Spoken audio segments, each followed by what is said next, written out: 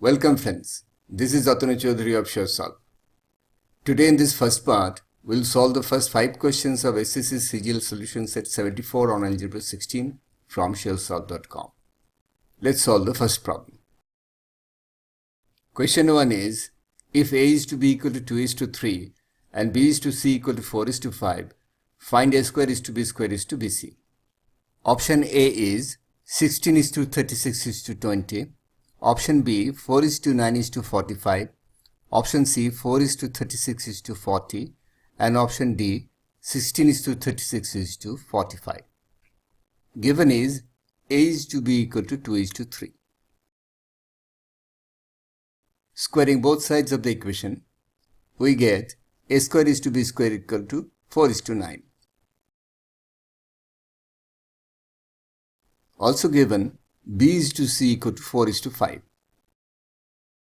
Multiplying the LHS numerator and denominator by B to equalize the middle term B square of the two ratios for ease of joining the two, you get B square is to BC equal to 4 is to 5. We have transformed the LHSs of the two ratios to have the same common middle term variable B square in the denominator of the first ratio and also in the numerator of the second ratio.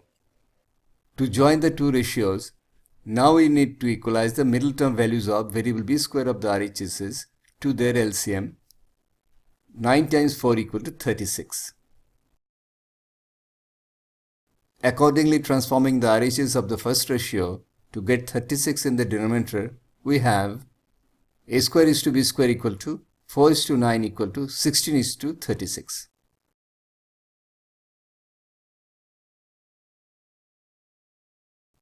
And transforming the RHS of the second ratio to get 36 in the numerator, we have B square is to BC equal to 4 is to 5 equal to 36 is to 45. Now we can join the two ratios, giving A square is to B square is to BC equal to 16 is to 36 is to 45.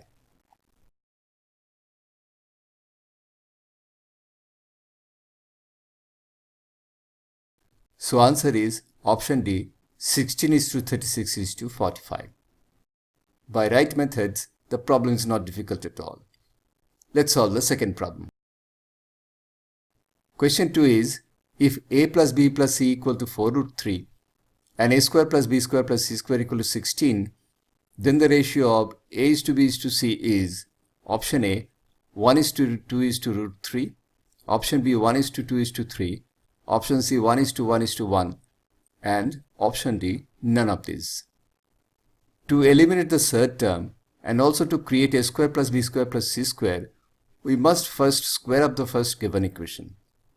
We have A plus B plus C equal to 4 root 3 or A plus B plus C whole square equal to 48. From the second given equation we have A square plus B square plus C square equal to 16. Or 48 equal to 3 times A square plus B square plus C square.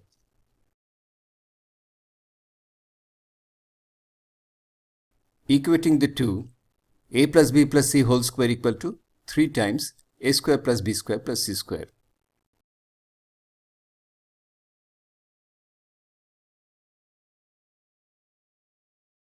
Or 2 times A square plus B square plus C square minus 2AB minus 2BC minus 2CA equal to 0.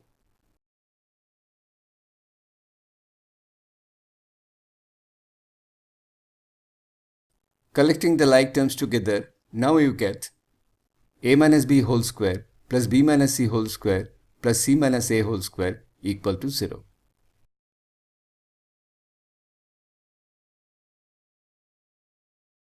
For the sum of squares to be 0, each square expression must individually be 0.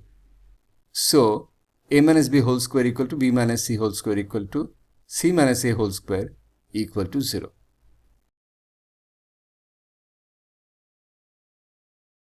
Or A equal to B equal to C.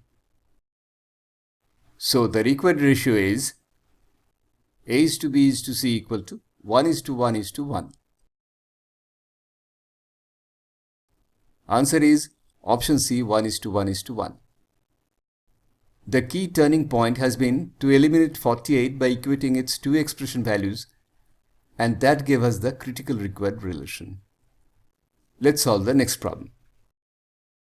Question 3 is, if x square plus y square plus z square equal to 2 times x plus z minus 1, then the value of x cube plus y cube plus z cube is option A 0, option B 1, option C 2, and option D minus 1.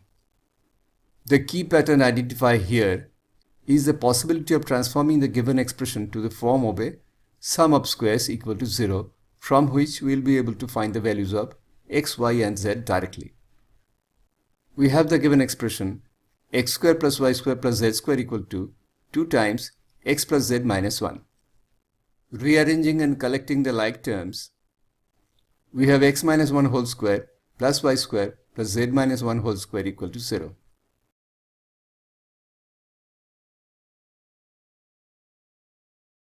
As each term of the sum of squares must individually be 0, for the sum to be 0, we have x minus 1 whole square equal to y square equal to z minus 1 whole square equal to 0.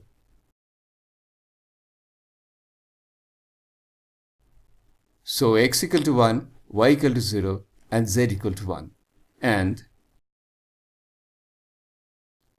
x cube plus y cube plus z cube equal to 2. Answer is option C 2. Again, the problem can easily be solved in quick time. Let's solve the fourth problem. Question 4 is, if a plus b plus c equal to 0, then the value of 2b square c square plus 2c square a square plus 2a square b square minus a to the power 4 minus b to the power 4 minus c to the power 4 is option A 7, option B 0, option C 28, and option D 14. We need to use a two-step transformation of the given expression, keeping the number of terms of the expression to the minimum. Two-step means we need to raise to the power of 2 twice because of presence of a to the power 4 in the target expression. And keeping the number of terms minimum means while squaring up, we would square a two-term expression as far as possible, not a three-term expression. With this strategy, we transform the LHS of the given expression to a two-term expression and then raise the equation to its square. Given is a plus b plus c equal to 0, or a plus b equal to minus c, or a square plus 2ab plus b square equal to c square,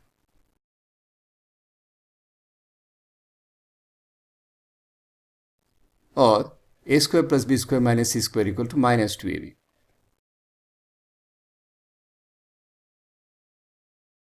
Again raising to the power of 2, a to the power 4 plus b to the power 4 plus c to the power 4 plus 2a square b square minus 2c square a square minus 2b square c square equal to 4a square b square.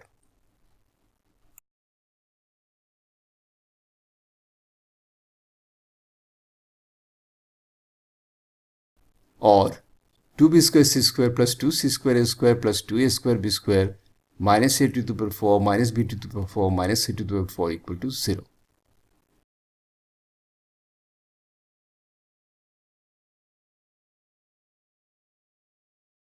Answer is option B 0. At the last stage, we raised a three-term expression to the power of 2 because by then the solution was clearly visible. With strategic approach, the problem is not difficult to solve at all. Let's solve the last problem now.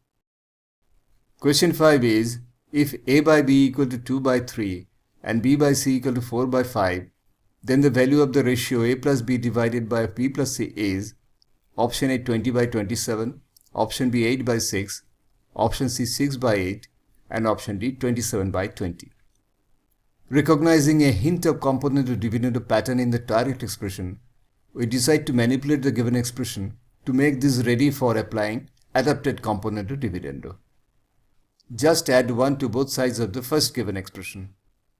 We have a by b equal to 2 by 3, or a plus b by b equal to 5 by 3.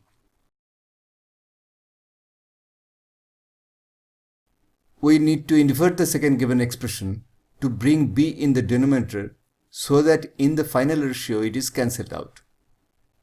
So b by c equal to 4 by 5 or c by b equal to 5 by 4. That is our starting point for the second expression. Again add 1 to both sides. You get b plus c by b equal to 9 by 4.